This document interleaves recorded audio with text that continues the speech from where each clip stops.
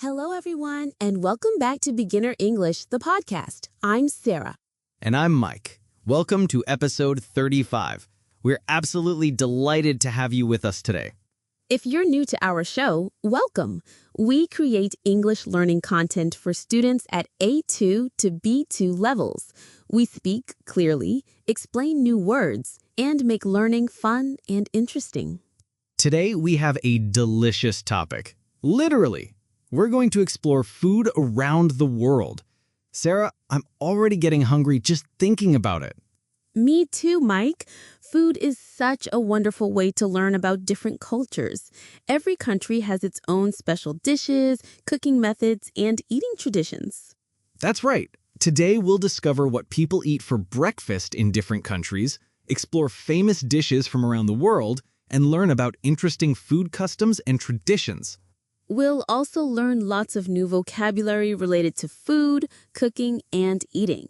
Plus, we have pronunciation practice and a fun listening exercise at the end.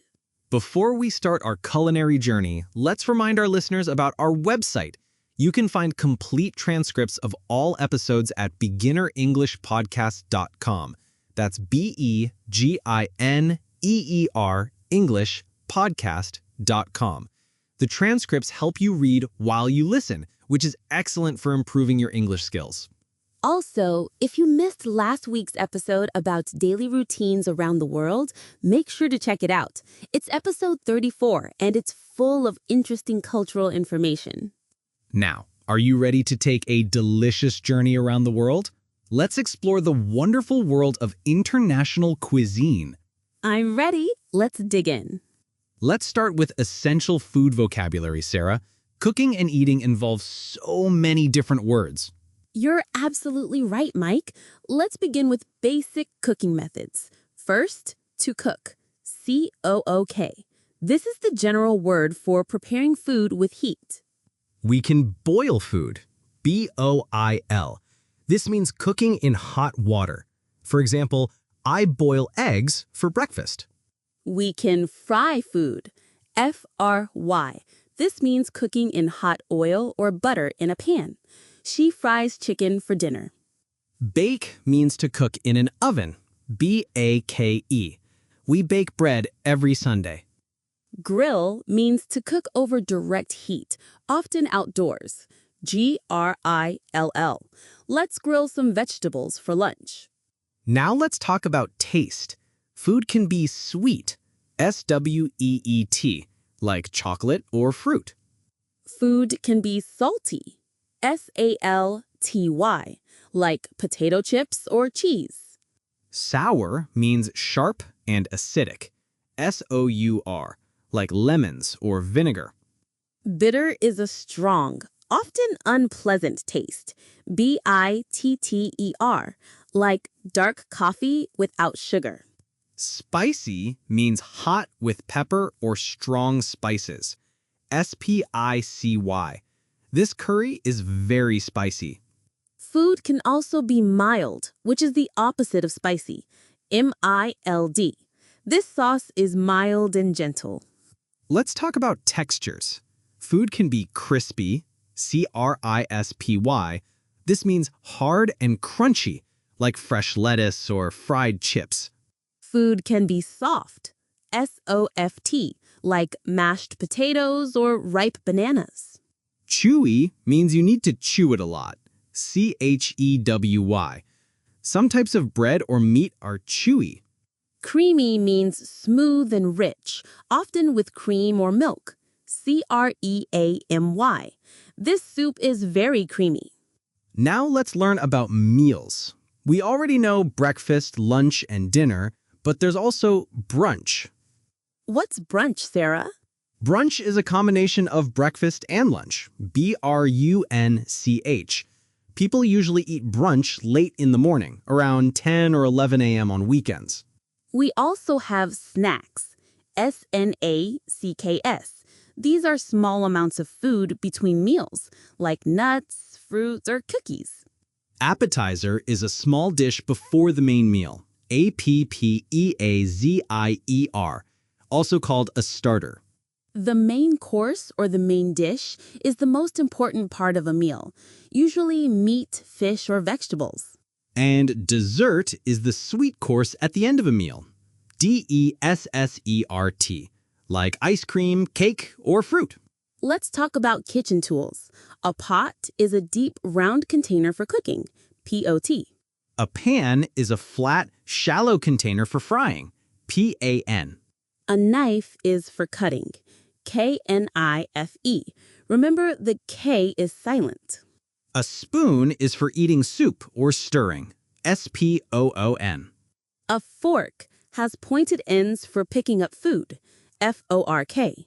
And chopsticks are two thin sticks used for eating in many Asian countries, chopsticks.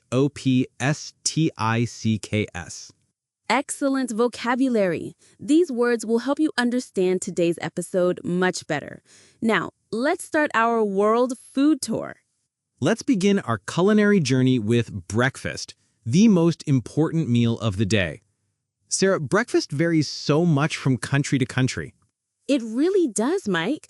Let's start with a classic English breakfast. Have you heard of a full English breakfast, Sarah? Oh yes, it's quite famous. A full English breakfast usually includes eggs, bacon, sausages, baked beans, grilled tomatoes, and toast. It's a very big, filling breakfast. That's right. They also often include black pudding, which is a type of sausage made with blood and grilled mushrooms. It's definitely not a light breakfast. English people also love tea with breakfast. They usually drink black tea with milk and sugar. It's quite different from coffee cultures in other countries. Speaking of different breakfast cultures, let's talk about France. French breakfast is much lighter than English breakfast. Yes, a typical French breakfast might be a croissant with butter and jam and a café au lait. That's coffee with hot milk. French people often dip their croissant directly into their coffee. It might seem strange to some people, but it's completely normal in France. French children sometimes have tartines for breakfast. These are slices of bread with butter and jam. Simple but delicious. Now let's travel to Mexico. Mexican breakfast is colorful and often spicy. One popular Mexican breakfast dish is huevos rancheros. This means ranch eggs. It's fried eggs served on tortillas with spicy tomato sauce. They also eat chilaquiles. These are fried tortilla pieces mixed with salsa, cheese, and sometimes eggs or chicken. Mexican hot chocolate is also special. It's made with cinnamon and sometimes chili pepper. It sounds strange, but the combination is actually delicious. Let's go to the Middle East now. In countries like Lebanon, Turkey, and Israel, breakfast is often a social meal with many small dishes. That's called meze, right, Mike? Exactly. A Middle Eastern breakfast meze might include hummus, olives, cheese, tomatoes, cucumbers, and flatbread.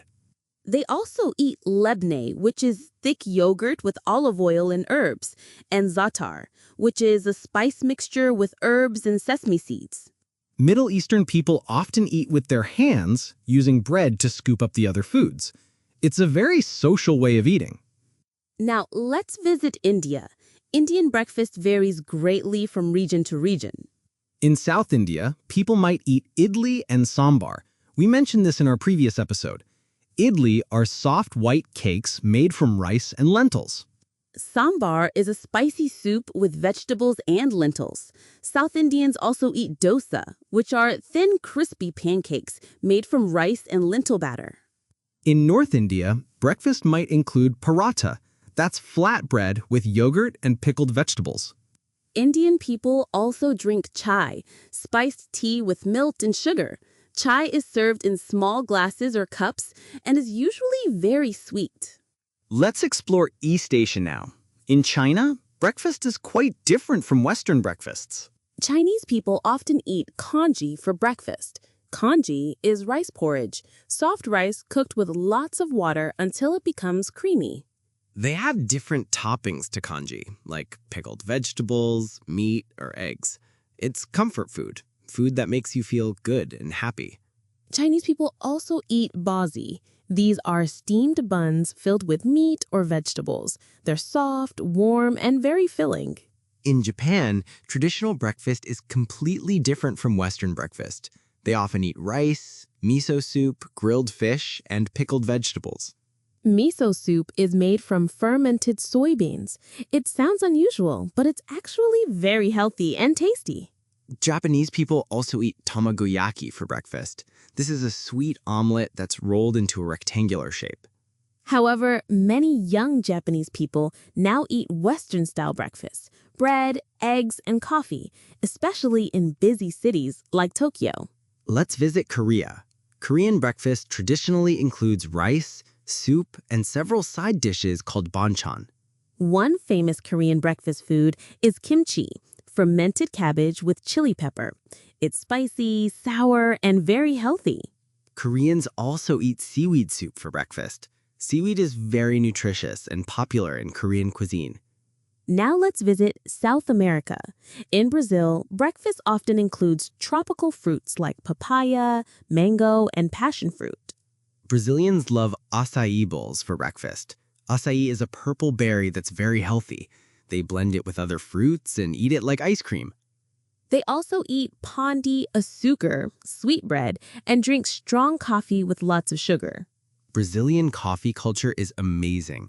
They drink small, strong coffees throughout the day, starting with breakfast. Now let's finish our breakfast tour in Scandinavia, countries like Sweden, Norway, and Denmark. Scandinavian breakfast often includes smørgåsbord. That's an open sandwich with various toppings. They might put fish, cheese, cucumber, or hard-boiled eggs on dark, heavy bread. It's healthy and filling. They also eat a lot of yogurt with berries and granola. Scandinavian people love natural, healthy foods. And of course, they drink lots of coffee. Scandinavian countries have some of the highest coffee consumption in the world. These breakfast traditions show how geography, climate, and culture influence what people eat. Hot countries often eat lighter breakfasts, while cold countries prefer heavier, warming foods. And it's interesting how globalization is changing breakfast habits. Many countries now mix traditional foods with international options. Absolutely. Now, let's take a short break and then explore famous dishes from around the world. Welcome back. Now let's explore some of the world's most famous dishes. Mike, every country has signature foods that represent their culture. That's so true, Sarah. Let's start with Italy, the home of pasta and pizza. Italian cuisine is beloved worldwide. Let's talk about pasta first. There are hundreds of different pasta shapes, each designed for different sauces. Spaghetti carbonara is one of the most famous Italian dishes. It's pasta with eggs, cheese, bacon, and black pepper. Simple ingredients, but incredible flavor. And lasagna, layers of pasta with meat sauce, cheese, and bechamel sauce baked in the oven until golden and bubbly. Italian pizza is also world famous, but authentic Italian pizza is quite different from what many people expect. How is it different, Mike? Traditional Italian pizza has a thin crust, simple toppings, and is cooked in a very hot wood-fired oven. Pizza margherita just has tomato sauce, mozzarella cheese, and fresh basil. The colors represent the Italian flag: red tomatoes, white cheese, and green basil. Italians care a lot about using fresh, high-quality ingredients. Now let's visit France, famous for its sophisticated cuisine and cooking techniques. Coq au vin is a classic French dish. Chicken cooked slowly in red wine with mushrooms and onions. The wine makes the chicken very tender and flavorful. Bouillabaisse is a traditional fish soup from southern France. It contains many different types of seafood and is served with special bread and sauce. French people are also masters of pastry. Croissants, pain au chocolat, and macarons are enjoyed all over the world now. Let's visit Spain. Spanish cuisine includes many rice dishes and seafood. Paella is probably Spain's most famous dish. It's rice cooked with saffron, vegetables, and usually chicken, rabbit, or seafood. Real paella comes from Valencia in eastern Spain. The rice is cooked in a special wide, shallow pan called a paellera. Gazpacho is another famous Spanish dish. It's a cold soup made from tomatoes, cucumbers, peppers, and bread, perfect for hot summer days. Spanish people also love tapas, mini plates of different foods that you share with friends. It's a social way of eating. Now let's explore Asian cuisine. Let's start with China, which has incredibly diverse regional cuisines. Peking duck is one of China's most famous dishes. The duck is roasted until the skin is crispy, then served with thin pancakes, spring onions, and sweet sauce. Sweet and sour pork is popular worldwide, though the version in Western countries is often quite different from the original Chinese recipe. Mapo tofu is a spicy dish from Sichuan province with soft tofu and a fiery red sauce. Sichuan cuisine is famous for being very spicy and numbing. Japanese cuisine is known to be healthy, beautiful, and using very fresh ingredients. Sushi is probably Japan's most internationally famous food. Fresh raw fish served with seasoned rice, often wrapped in seaweed. But there's much more to Japanese cuisine. Ramen is a soup with noodles, vegetables, and usually pork or chicken. Each region has its own ramen style. Tempura is vegetables or seafood coated in light batter and fried until crispy. The batter is so light and delicate, it's an art form. Yakitori are grilled chicken skewers with a sweet and savory sauce. You can find yakitori stalls everywhere in Japan. Let's visit Thailand. Thai food perfectly balances sweet, sour, salty, and spicy flavors. Pad Thai is probably the most internationally known Thai dish. Stir-fried noodles with shrimp or chicken, eggs, bean sprouts, and a tangy sauce. Tom yum goong is a hot and sour soup with shrimp, lemongrass, and chili peppers. It's incredibly flavorful and aromatic. Green curry is made with green chilies, coconut milk, and herbs. It's creamy but very spicy. Thai people eat rice with almost every meal. They have a saying, "Have you eaten rice yet?" which means, "How are you?" Let's explore Indian cuisine now. Indian food is famous for its complex spice blends and regional diversity. Chicken tikka masala is popular worldwide, though it was actually invented in Britain by Indian immigrants. Biryani is a fragrant rice dish with meat or vegetables cooked with saffron and many spices. Each region has its own biryani recipe. Dal is a lentil curry that's eaten daily in most Indian homes. It's simple, healthy, and delicious with rice or bread. Indian bread is amazing too. Naan, roti, and chapati are different types of flatbread served with curries. Now let's visit Mexico. Mexican cuisine is much more complex and varied than many people realize. Mole is one of Mexico's most sophisticated dishes. It's a sauce with over 20 ingredients, including chocolate. It's served with chicken or turkey. Tacos are obviously famous, but authentic Mexican tacos are quite different from what's sold in fast food restaurants. Real tacos use soft corn tortillas with simple fillings like grilled meat, onions, and cilantro, no cheese or lettuce. Ceviche is raw fish cooked in lime juice with onions, chilies, and herbs. The acid in the lime juice changes the texture of the fish. Now let's visit the Middle East. Middle Eastern cuisine features lots of herbs, spices, and healthy ingredients. Hummus is chickpeas blended with tahini, sesame paste, lemon juice, and garlic. It's served with bread or vegetables. Kebab comes in many varieties. Grilled meat on skewers, often served with rice or bread and grilled vegetables. Tabbouleh is a fresh salad with parsley, tomatoes, mint, and bulgur wheat. It's light, healthy, and refreshing. Finally, let's talk about some African dishes. African cuisine is incredibly diverse across the continent. Tagine is a North African stew cooked in a special cone-shaped pot. It usually contains meat, vegetables, and dried fruits like apricots or dates. Jollof rice is popular in West Africa. It's rice cooked with tomatoes, onions, and spices, often served with meat or fish. Ethiopian cuisine features injera, a spongy flatbread used as both plate and utensil. You tear off pieces to scoop up stews and vegetables. All these dishes show how creativity, local ingredients, and tradition combine to create unique flavors that represent each culture. And food is often more than just nutrition. It's about bringing people together, celebrating traditions, and expressing cultural identity. Absolutely. Now let's learn about some interesting food customs and table manners from around the world. Food isn't just about what we eat. It's also about how we eat. Every culture has different customs and table manners. That's so true, Sarah. These customs can seem strange to outsiders, but they're very important to local people. Let's start with chopstick etiquette in East Asian countries. In China, Japan, and Korea, there are many rules about using chopsticks properly. For example, you should never stick chopsticks straight up in the bowl of rice, Why is that considered bad manners? because it looks like incense sticks at a funeral. It's associated with death and bad luck. Instead, you should lay chopsticks across your bowl or on a chopstick rest. In Japan, you should also never pass food from chopstick to chopstick. This is also related to funeral customs. And in Korea, it's polite to wait for the oldest person to start eating before anyone else begins. Let's talk about eating with hands. In many cultures, eating with your hands is completely normal and even preferred. In India, in the Middle East, people often eat with their hands, especially bread-based meals. But there are rules about which hand to use. The right hand is for eating, and the left hand is considered unclean.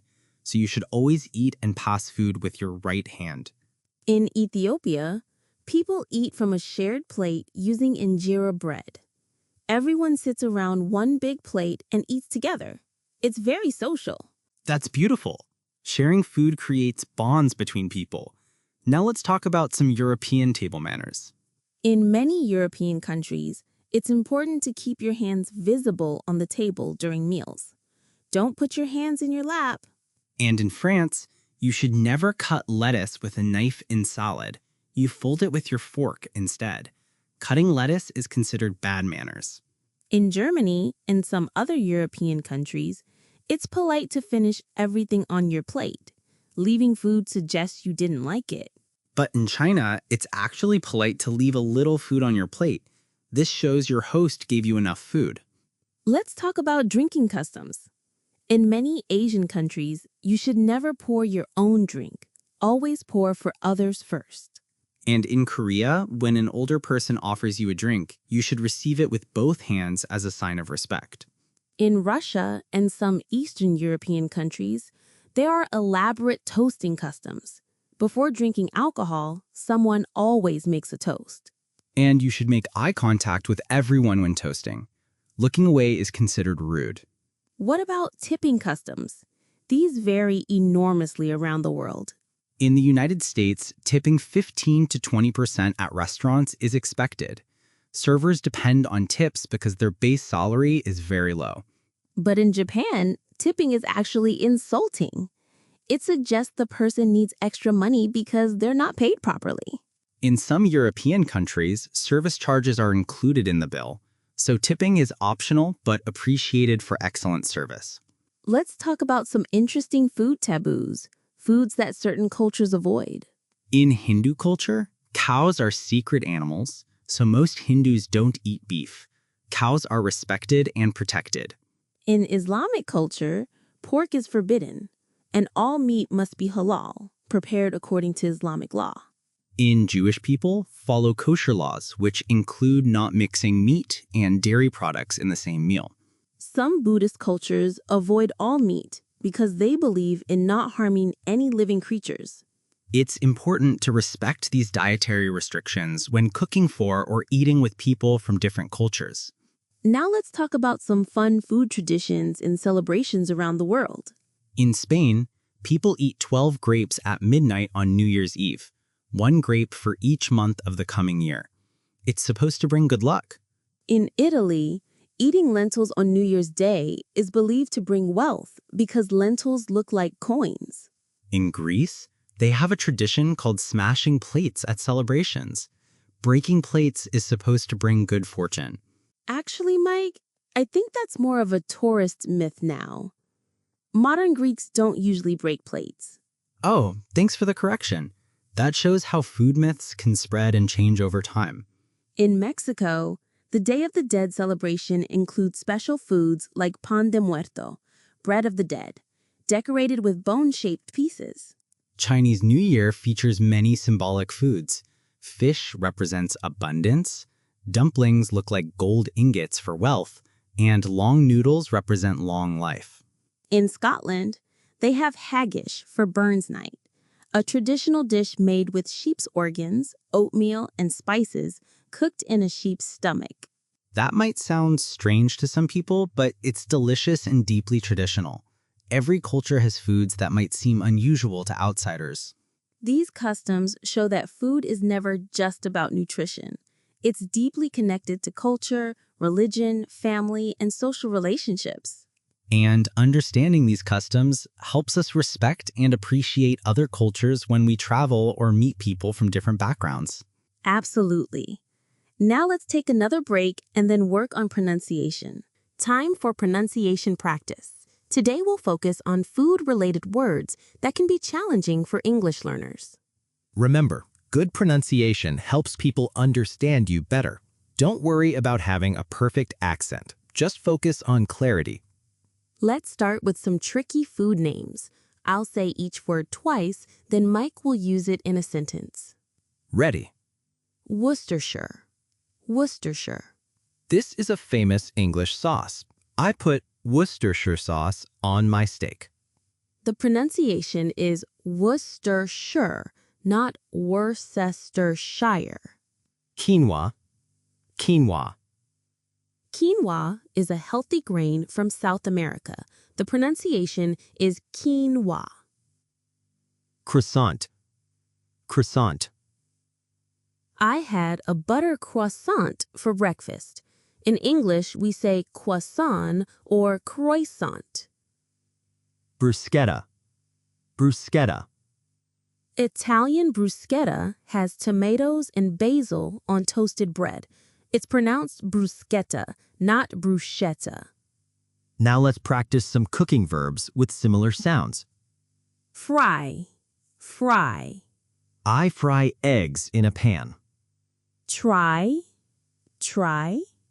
Let's try cooking something new tonight. Notice the difference. Fry starts with an F sound. Try starts with a tr sound. Boil. Boil. Boil the water before adding pasta. Broil. Broil. In America, they broil meat in the oven. This is similar to grilling. Let's practice some taste words. Sweet. Sweet. This cake is very sweet. Sweet. We stayed in a hotel suite. Notice these sound the same but have different meanings. Sour. Sour. Lemons taste sour. Sour. Sour. Wait, that's German. Sauerkraut means sour cabbage in German. Good catch. Let's stick to English pronunciation. Now some kitchen tools. Knife. Knife. Use a sharp knife to cut vegetables. Remember, the K is silent. Knife. Knead. Knead. Knead the bread dough for 10 minutes. Again, silent K. Knead. These words sound like need, but have completely different meanings. Let's practice some difficult plural forms. Tomato. Tomatoes. I bought 5 red tomatoes. The plural adds S. Tomatoes. Potato. Potatoes. Mashed potatoes are my favorite. Also as potatoes. But. Bodo. Photos. I took photos of my dinner. Just S. Photos. English plural rules can be confusing. Let's practice some international food words. Gnocchi. Gnocchi. Italian gnocchi are small potato dumplings, pronounced gnocchi. Gyoza. Gyoza. Japanese gyoza are fried dumplings, pronounced gyoza. Falafel. Falafel. Middle Eastern falafel are fried chickpea balls, pronounced falafel. Paella. Paella. Spanish paella contains rice and seafood, pronounced paella. Let's finish with some common pronunciation mistakes. Salmon. Salmon. Grilled salmon is healthy and delicious. The L is silent. Salmon. Herb. Herb. In American English, the H is usually silent. Herb. In British English, it's pronounced herb. Both are correct. It depends on where you learned English. Recipe. Recipe. This recipe makes delicious cookies, pronounced recipe, not recipe. Great job, everyone. Remember, pronunciation improves with practice. Listen to native speakers and repeat words many times. And don't be afraid to ask people to repeat words if you don't understand. Most people are happy to help. Before our listening exercise, let's share some fascinating cultural insights about food around the world. Great idea. Let's start with something interesting. Did you know that in many cultures, the way you eat rice shows where you're from? Really? How so? In East Asian countries like China and Japan, people eat rice with chopsticks, and it's okay to bring the bowl close to your mouth. But in Southeast Asian countries like Thailand, people use a spoon and fork, and lifting the bowl is considered rude. That's fascinating. Here's another interesting fact. In France, lunch is considered so important that by law, workers must have at least 20 minutes for lunch break. And many French schools serve multi-course lunches to children, teaching them about nutrition and food appreciation from a young age. In Japan, there's a concept called hara hachibu, which means eating until you're 80% full. This practice is believed to promote health and longevity. Speaking of healthy eating, the Mediterranean diet, from countries like Greece, Italy, and Spain, is considered one of the world's healthiest. It focuses on olive oil, fish, vegetables, and whole grains. Here's something surprising. In many South American countries, dinner happens very late. In Argentina, it's normal to eat dinner at 10 p.m. or even midnight. And in some cultures, slurping your soup or noodles is actually polite. In Japan, slurping ramen shows you're enjoying it and helps cool down the hot noodles. But in Western cultures, slurping is usually considered rude. This shows how the same action can have completely different meanings in different cultures.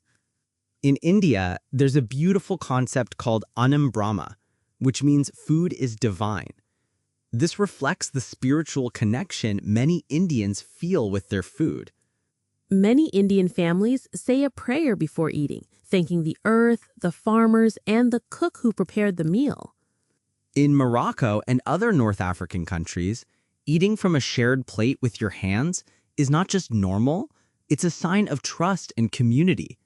And in traditional Moroccan meals, the oldest person chooses the best pieces of meat and offers them to guests as a sign of respect and hospitality. Here's an interesting fact about coffee culture. In Ethiopia, where coffee was first discovered, they have elaborate coffee ceremonies that can last 3 hours. The ceremony involves roasting green coffee beans, grinding them by hand, and serving the coffee in 3 rounds. Each round has a name and special meaning. In Turkish culture, coffee is so important that the ability to make good Turkish coffee was once a requirement for marriage. If a woman couldn't make good coffee, she might not find a husband. Fortunately, that tradition has changed, but it shows how deeply coffee is embedded in Turkish culture. In Mexico, there's a saying, barriga llena, corazón contento, which means full belly, happy heart. This reflects how important food is for emotional well-being, not just physical health. And in Chinese culture, the number of dishes served often has symbolic meaning. 8 dishes represent good fortune because the number 8 sounds like the word for prosperity in Chinese. In Russia, bread is so respected that dropping a piece of bread on the floor requires picking it up, kissing it, and apologizing. Bread represents life and should never be wasted. These cultural insights show us that food is never just about eating. It's about respect, community, spirituality, and cultural values. And when we understand these cultural meanings, we can better appreciate and respect other people's food traditions when we travel or meet people from different backgrounds. Absolutely. Now, let's test your listening skills with our fun exercise.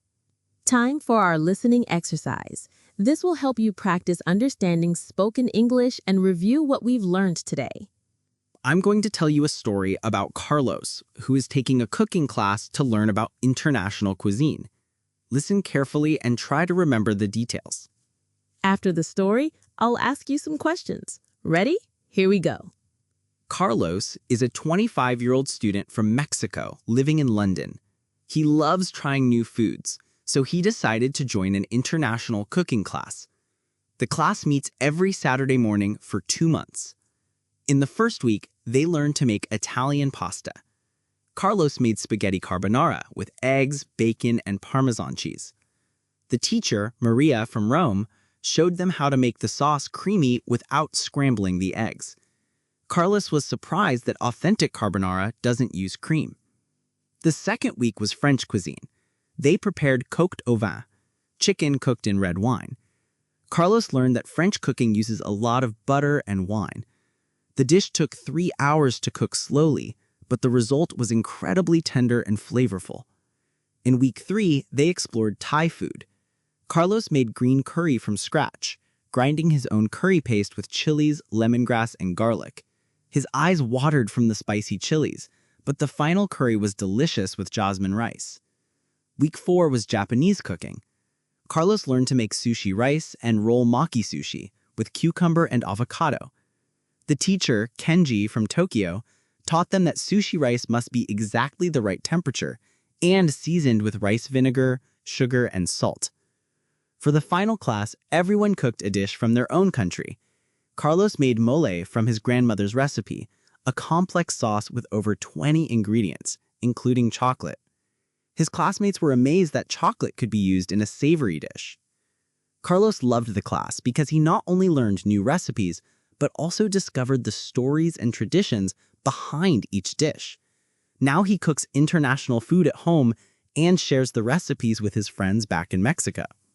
Now, let me ask you some questions about Carlos's cooking adventure. Question 1. How long was Carlos's cooking class? Think about it. The answer is 2 months, meeting every Saturday morning. Question 2. What surprised Carlos about authentic carbonara? He was surprised that real carbonara doesn't use cream. It gets its creaminess from eggs and cheese. Question 3. Which dish took the longest to cook and how long did it take? The coquen au vin took the longest, 3 hours of slow cooking. Question 4. What happened to Carlos when he was making Thai curry? His eyes watered from the spicy chilies while he was grinding the curry paste. Question 5. What did Carlos's Japanese teacher say was important about sushi rice? The sushi rice must be exactly the right temperature and seasoned with rice vinegar, sugar, and salt. Question 6. How many ingredients were in Carlos's mole recipe? Over 20 ingredients, including chocolate. Question 7. Besides learning recipes, what else did Carlos gain from the cooking class? He learned the stories and traditions behind each dish, not just how to cook them. How did you do? Don't worry if you missed some details. Listening comprehension improves with practice. This story shows how food can be a wonderful way to learn about different cultures and make international connections. And cooking classes are a great way to practice English while learning practical skills. You talk with other students, follow instructions, and learn new vocabulary naturally. If you want more listening practice, try listening to this episode again. You'll notice more details each time. What a delicious journey we've taken today. We've traveled around the world through food, from English breakfast to Japanese sushi. We've learned about different cooking methods, tasting vocabulary, and kitchen tools. We've discovered how breakfast varies from country to country and explored famous dishes from many cultures. We've also learned about food customs, table manners, and cultural traditions that show how food is much more than just nutrition. And we've practiced pronunciation of challenging food words and listen to Carlos's cooking class adventure. Before we finish, let's give you some homework for this week. Great idea. This week, we want you to try cooking a dish from a different country. It can be simple, maybe Italian pasta, Chinese fried rice, or Mexican guacamole. While you're cooking, practice using the vocabulary we learned today. Say the cooking actions out loud. I'm chopping vegetables. I'm frying the onions. I'm boiling water. Also, if possible, eat at a restaurant that serves food from a different culture. Try to learn about the traditions behind the dishes you order. And practice describing flavors. Is it sweet, salty, spicy, or sour? Is the texture crispy, soft, or chewy?